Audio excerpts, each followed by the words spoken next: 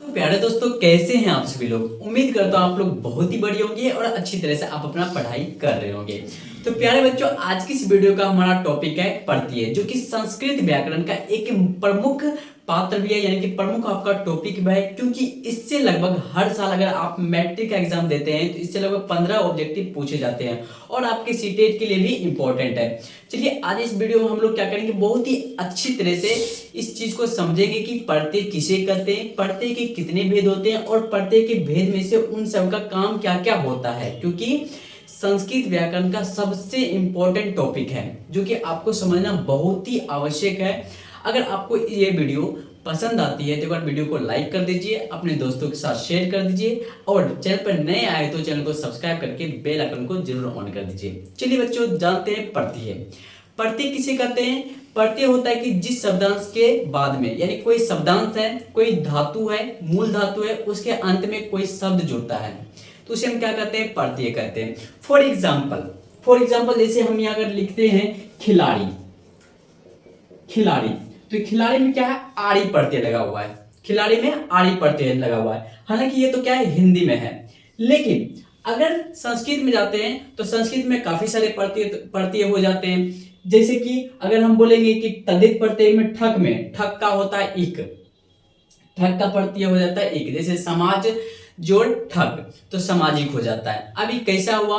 क्योंकि इक जो प्रत्यय आपका लगा हुआ है यही आपका सामाजिक, जैसे कि सामाजिक लिखते हैं, इसमें लगा हुआ है इक प्रत्यय। अब ये क्वेश्चन आपके मन में आएगा कि सर इसमें इक प्रत्यय लगा कैसे? चूंकि प्रत्यय को जो है ना 3 भागों में बांटा गया है। कौन कौन भागे में, ये जानना बहुत जरूरी है, तभी आपको समझ में आया कि सर आप सामाजिक में एक प्रत्यय कैसे लगा दिया और समाज जो ठग में सामाजिक कैसे हो गया। ठीक है, तो सबसे पहले जानते हैं प्रत्यय। प्रत्यय कितने भेद होते हैं? 3 प्रकार होते हैं, जैसे कि कृत प्रत्यय, तद्धित प्रत्यय और स्त्री प्रत्यय। कृत प्रत्यय किसे कहेंगे? जो कि धातु अथवा क्रिया के अंत में लगकर शब्द की रचना करता है, कृत प्रत्यय कहलाते हैं। तद्धित प्रत्यय संज्ञा, सर्वनाम, विशेषण आदि के शब्द को अंत में लगने वाले को क्या कहते हैं? तद्धित प्रत्यय। इसमें भी क्या होता है, शब्द की रचना की जाती है, यानी कि शब्द के अर्थ को बदला जाता है। स्त्री प्रत्यय तो जानते हैं हम क्या करते हैं, पुल्लिंग से स्त्रीलिंग की ओर जाते हैं तो उसे हम कहते हैं स्त्री प्रत्यय। जैसे बालक का क्या हो जाएगा हमारा? बालिका। गायक का क्या हो जाएगा? गायिका। इस तरह से समझेंगे। तो सबसे पहले जानना है हमको पहले तद्धित प्रत्यय, क्योंकि थोड़ा सा लो लेवल से अपर लेवल में जाएंगे। तद्धित प्रत्यय आसान है, स्त्री प्रत्यय थोड़ा सा मुश्किल है, उससे ज्यादा मुश्किल आपको लगेगा कृत प्रत्यय। चूंकि कृत प्रत्यय जानने से पहले आपको तद्धित और स्त्री प्रत्ययों को जानना बहुत जरूरी है, क्योंकि बहुत सारे YouTube चैनल पर आपको पहले कृत प्रत्यय पढ़ाए जाते हैं, उसके बाद तद्धित, उसके बाद स्त्री प्रत्यय। इसमें क्या होता है कि बच्चे कंफ्यूज कर जाते हैं कि सर आप तो पहले हमको भड़का वाला दे दिए, उसके बाद तब फिर हल्का वाला, फिर हल्का वाला। ऐसा नहीं होना चाहिए। पहले आप क्या कीजिए, लोअर लेवल से अपर लेवल की ओर जाइए। यानी कि पहले अगर आप तद्धित प्रत्यय पढ़ लेते हैं, उसके बाद स्त्री प्रत्यय पढ़िए, उसके बाद पढ़िए कृत प्रत्यय, कोई दिक्कत नहीं है, आसानी से समझ में आएगा। और पूरे यूट्यूब पर कोई भी टीचर पूरे प्रत्यय को नहीं बताए हैं, यानी कि कृत प्रत्यय के कितने भेद होते हैं ये चीज डेफिनेशन नहीं किए। उसके बाद तद्धित प्रत्यय कितने भेद होते हैं, उनके क्या क्या काम होते हैं, स्त्री प्रत्यय के कितने भेद होते हैं, उनके क्या क्या काम होते हैं, किसी भी कोई भी टीचर अभी तक पूरे यूट्यूब में नहीं बताए एक साथ। और हम क्या करेंगे, इस वीडियो में ट्रिक के माध्यम से समझेंगे। सबसे बड़ी बात है ट्रिक। ठीक है, चलिए तद्धित प्रत्यय। तद्धित मतलब कि शब्द के अंत में, यानी कि शब्द क्या होना चाहिए? संज्ञा होना चाहिए, सर्वनाम होना चाहिए या फिर विशेषण होना चाहिए। हम यहाँ पे लिख दिए शब्द के अंत में लगने वाले प्रत्यय को क्या कहते हैं? तद्धित प्रत्यय, यानी कि शब्द की रचना करते हैं। शब्द यानी कि पृथ्वी पर जितने भी सारे शब्द हैं, यानी कि आपके नाउन है, संज्ञा है, जैसे कि कुर्सी, टेबल, बल्ब, उसके बाद पेन, घड़ी, वॉच, हमारे शरीर की बॉडी होगी, सभी चीज क्या है? हमारे संज्ञा है। यानी कि संज्ञा शब्द के अंत में लगने वाले को क्या कहते हैं? तद्धित प्रत्यय। इतना क्लियर है? उसके बाद तद्धित प्रत्यय के मुख्य रूप से प्रकार तो काफी सारे होते हैं, क्योंकि संज्ञा ही है तो संज्ञा के प्रकार कितने होंगे? काफी सारे। ऐसे क्या होते हैं? 6 होते हैं, जैसे कि 5 होते हैं आपके जातिवाचक, व्यक्तिवाचक, समूहवाचक, द्रव्यवाचक, भाववाचक। लेकिन संज्ञा तो काफी सारे होते हैं, क्योंकि हर एक संज्ञा में आपके पृथ्वी पे जितने भी नाम है सभी में क्या लगा हुआ है? प्रत्यय लगा हुआ है। हर एक चीज में, जाना में भी क्या है, आना ना प्रत्यय है, जाता में ता प्रत्यय लगा हुआ है, यानी कि हर एक चीज में प्रत्यय लगा हुआ है, इसमें समझने वाली बात कुछ नहीं है। तो यहाँ पे प्रत्यय को, तद्धित प्रत्यय को मुख्य रूप से 5 को समझते हैं, क्योंकि 5 से ही आपके, या फिर आप बिहार बोर्ड मैट्रिक का एग्जाम हो जाए, या फिर आप सीटेट की तैयारी करते हैं, उसमें भी आपको मुख्य रूप से 5-6 अप्रोक्स पढ़ना पड़ेगा। ठक प्रत्यय, ठक प्रत्यय का क्या है कि ठक का इक हो जाता है। ठक का इक कैसे होगा, अब ये सबसे बड़ी सवाल है। अगर हम यहाँ पे आपको पूछेंगे कि एक नगर शब्द है, नगर हमारा क्या है, एक संज्ञा है, नगर संज्ञा है, अब इसमें ठक प्रत्यय लगाएंगे तो यहाँ होता है नागरिक, ठीक है, नागरिक होता है। अब ये पूछना जरूरी है आपको कि नागरिक हुआ कैसे, क्योंकि नगर जो ठक से, नगर ठक होना चाहिए, और चलिए ठीक है ठक का इक हो रहा है तो क्या हो जाएगा, नगरक, नगर इक, यानी कि नागरिक हो रहा है। यहाँ पे नागरिक कैसे हो गया, यानी कि आकर कैसे हुआ, इसका एक थोड़ा सा रूल है। अगर आ ओ आ रहे तो आ हो जाएगा, अगर हर्षई दीर्घई ए ऐ रहे तो ऐ हो जाएगा, अगर हर्षौ दुर्गौ यानी कि हर्षौ दुर्गौ ओ औ रहे तो औ हो जाएगा, यानी कि हर एक एंगल में आपको दीर्घ स्वर संधि बनेगा ही बनेगा।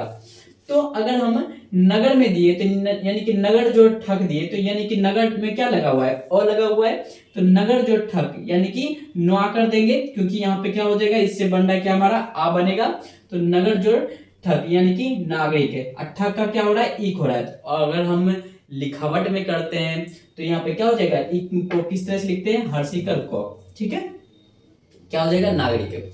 उसी प्रकार से काफी सामाजिक हो गए, सामाजिक उद्योग हो जाएंगे, भूगोल हो जाएंगे, भूगोल में आपका क्या हो जाएगा, भौगोलिक हो जाएगा, क्योंकि भूगोल अगर शब्द दिया जाता है, भूगोल जो ठक, ठीक है, तो भूगोल में क्या है, दुर्गुकर है, दुर्गुकर का रूल क्या है, अ हो जाएगा, यानी कि भौगोलिक। इस चीज को आपको ध्यान रखना है, क्योंकि एग्जाम में इससे बहुत बार प्रश्न पूछे जा चुके हैं, बहुत बार सीटेट में की, आपके बिहार बोर्ड में, बिहार बोर्ड मैट्रिक में भी पूछे जा चुके हैं इससे प्रश्न। अब समझते हैं मतु प्रत्यय। मतु प्रत्यय का होता है मत शेष रहता है, यानी कि इसमें आपका हर्षुकर और तो का लोप, को का लोप हो जाता है, सिर्फ बचता है सिर्फ मत। मतु प्रत्यय यानी कि आपका जैसे श्री जोड़ मत, अगर बोलेंगे श्री जोड़ मत, क्या हो जाएगा आपका, श्रीमत हो जाएगा। और मतु प्रत्यय में एक चीज आपको ध्यान रखना है, मतु प्रत्यय जब भी होगा आपका नपुंसक लिंग में होगा। अगर हम श्रीमत दिए तो श्रीमत आपका नपुंसक लिंग में चलता है। अगर इस यही पूछा जाए एग्जाम में कि श्रीमत जोड़ श्री जोड़ मत से, यानी श्री जोड़ मतु से कौन सा प्रत्यय बनेगा पुल्लिंग में, तब आपका हो जाएगा श्रीमान। अगर नपुंसक लिंग में बोला जाएगा तो श्रीमत, अगर स्त्रीलिंग में बोला जाए तो श्रीमती। क्लियर है, चलिए उसी तरह से चलते हैं आपके वतु प्रत्यय में। वतु प्रत्यय में आपका क्या रहता है, वत शेष रहता है, यानी कि अगर हम बोलेंगे बल जोड़ वल जोड़ वतु, वल जोड़ वतु, तो वतु का क्या बोले, वत शेष होता है, यानी कि बल जोड़ वत, यानी कि बलवत। आपका यहाँ पे क्या चला गया, फिर नपुंसक लिंग में चला गया ये भी। तो बलवत का पुल्लिंग क्या होगा, बलवान होगा। बलवत का स्त्रीलिंग क्या होगा, आपका बलवती होगा। जैसे धैर्यवान, धैर्यवान में क्या हो जाएगा, धैर्यवती, धैर्यवत, धैर्यवत होगा, पुल्लिंग आपका धैर्यवान होगा, और स्त्रीलिंग क्या होगा आपका, धैर्यवती होगा। क्लियर है, बस ये तो आपको याद रखना है कि कौन सा शेष बच रहा है, ठीक है। तो प्रत्यय, जैसे कि इससे तो प्रत्यय का त्वम होता है, जैसे कि महत जोड़ त्वम, महत जोड़ त्व, यानी कि हो जाएगा आपका महत्वम। लघु जोड़ त्वम, लघुत्वम, ठीक है। तल प्रत्यय, तल प्रत्यय बहुत ही आसान है, एग्जाम में पूछा गया है। तल प्रत्यय जैसे लघु जोड़ तल क्या होगा, लघुता होगा, लघु जोड़ तल लघुता होगा। जैसे कुटी जोड़ तल कुटिता होगा। सम जोड़ त यानी कि सम जोड़ तल समता होगा, यानी काफी सारे आपके एग्जांपल भी हैं। तरल प्रत्यय का त्र हो जाता है। अगर आपको बोला जाएगा किम जोड़ तरल से क्या होगा, कुत्र होगा। यद जोड़ तरल से क्या होगा, यत्र होगा। अन्यत्र, अन्य जोड़ तरल से क्या होगा, अन्यत्र होगा, यानी कि अनेक जगह। सर्व जोड़ तरल से क्या बनेगा, सर्वत्र बनेगा, सभी जगह होगा। क्लियर है, चलिए अब समझते हैं टाप डाप चाप के बारे में, यानी कि स्त्री प्रत्यय। स्त्री प्रत्यय किसको कहेंगे, जो कि हम पुल्लिंग से कोई शब्द स्त्रीलिंग में जाकर निर्माण करते हैं, उसे हम कहते हैं स्त्रीलिंग प्रत्यय। स्त्री प्रत्यय मुख्य रूप से ऐसे होते हैं 6 प्रकार के, लेकिन इसमें आपका चाप, टाप, डाप, चाप तीनों एक ही होते हैं, जिसमें कि आपका शेष बचता है आ, उसके बाद नीप, नीस, नीन, यानी कि ये आपका स्त्री प्रत्यय का ही प्रकार है। इसमें बचते हैं आपके सिर्फ ई शेष बचते हैं, यानी कि दीर्घिकर शेष बचते हैं। चलिए थोड़ा सा जानते हैं टाप प्रत्यय। टाप प्रत्यय किसको कहेंगे, एग्जाम में पूछा जाएगा, तो टाप प्रत्यय उसको कहेंगे जिसमें कि आ शेष रहता है, जैसे कि ट और प का लोप होकर सिर्फ क्या बचा, आ। जैसे सूत जोड़ टाप, सूता, बाल जोड़ टाप, बाला। अगर वही बोलेंगे इसमें भी कि अकरांत पुल्लिंग का चलता है, जैसे कि अगर बालक जोड़ टाप बोला जाए तो बालिका होगा, गायक जोड़ टाप होगा तो गायिका होगा, नायक जोड़ टाप होगा तो नायिका होगा, शिक्षक जोड़ टाप होगा तो शिक्षिका होगा। ठीक है, डाप का भी उसी तरह से रूल चलता है, चाप का भी उसी तरह से चलता है रूल। उसके बाद नीप, नीस, नीन। ठीक है, नीप प्रत्यय को थोड़ा सा जानते हैं। नीप प्रत्यय में थोड़ा सा इंपॉर्टेंट है, क्योंकि अगर नीप प्रत्यय होता है यन संधि का, इसमें थोड़ा सा इंक्लूडेशन होता है, जैसे कि नीप प्रत्यय अभिनेत्र जोड़ नीप। अब देखना है आपको कि अभिनेत्र में त्रि है और नीप प्रत्यय लगाने पर अभिनेत्री होता है। ठीक है, नेत्री। अब ये सवाल है कि यहाँ पे नेत्री कैसे हुआ, ये सबसे बड़ी सवाल है कि नेत्री यहाँ पे त्रि है, तो यहाँ पे जानते हैं कि यहाँ पे थोड़ा सा जगह में अभी ने, ठीक है, इसको तोड़कर हम अलग करते हैं। अच्छा, इसको अगर हम अलग अलग तोड़ेंगे तो और क्या बनेगा, री। री इस तरह से लिखेंगे। अच्छा, यन संधि में री का होता है रो, यानी कि तो और रो का हलंत बनता है त्रो। पता है आपको संयुक्त व्यंजन क्या करता है, जब दो व्यंजन मिलकर के आपस में मिलते हैं तो एक नए व्यंजन का निर्माण करते हैं, जिसको हम क्या करते हैं, संयुक्त व्यंजन करते हैं। जैसे कि अक्षर, तरो, ज्ञो और श्रो हमारा क्या है, संयुक्त व्यंजन है। यानी कि इसी तरह से आपका हो जाएगा तो रो से त्रो हो गया। अब क्या करना है, इसको नीप प्रत्यय क्या करता है कि हमेशा इसका शेष बचता है दीर्घिकार, यानी कि अभिनेत्र हम कर दिया, दीर्घिकार लगा दिया, अभिनेत्री। सिंपल है। कुमार का कुमारी होगा, कुमार का कुमारी होगा। नील प्रत्यय उसी तरह से आपका चलेगा, शिक्षक का शिक्षिका होगा। आप समझते हैं कृत प्रत्यय।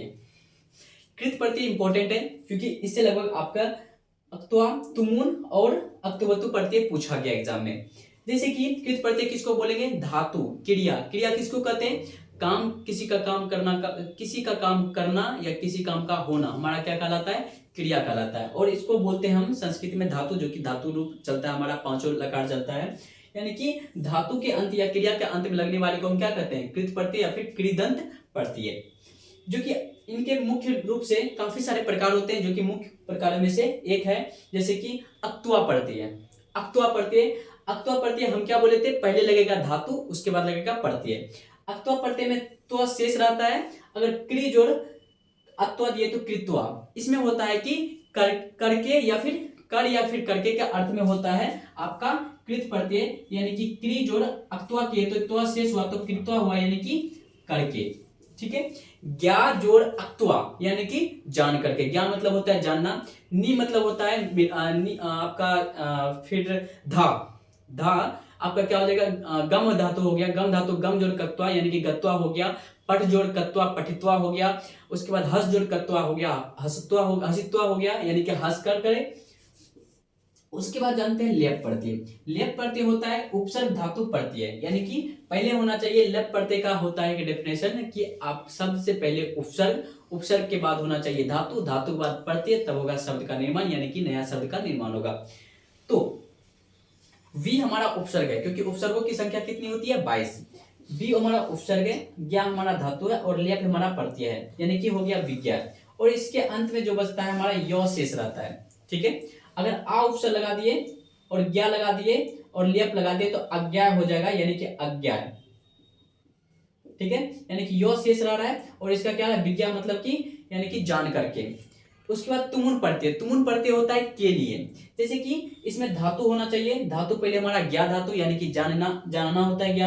तो चलिए अगला प्रत्यय जो आपका है श्रित और सानच। सानच प्रत्यय को समझते हैं। सानच प्रत्यय में आपका होता है जिस शब्द के अंत में मान या फिर आन रहे, जैसे कि अगर हम बोलेंगे सेवा, सेवायान, सेवा मान, चलिए ठीक है, या फिर सेवा, सेवा जोड़ सानच अगर करते हैं तो इसका क्या शेष बचेगा, सिर्फ इसका बनेगा आपका मान, यानी कि सेवा माना। ठीक है, यही आपका एग्जाम्पल हुआ, और जिससे कि एग्जाम में पूछे जाते हैं इससे लगभग। तो ठीक है, ठीक है। तो इतना प्रत्यय लेकर के आपका टोटल प्रत्यय, कृत प्रत्यय, तद्धित प्रत्यय और इस पर स्त्री प्रत्यय के टोटल भेद कंप्लीट हुआ। होपफुली आपको ये वीडियो पसंद आई होगी। अगर थोड़ा सा भी आपको कहीं प्रकार की दिक्कत है तो कमेंट करके आप अपना डाउट क्लियर कर सकते हैं। मिलते हैं बच्चों नेक्स्ट वीडियो को लेकर, तब तक के लिए जय हिंद।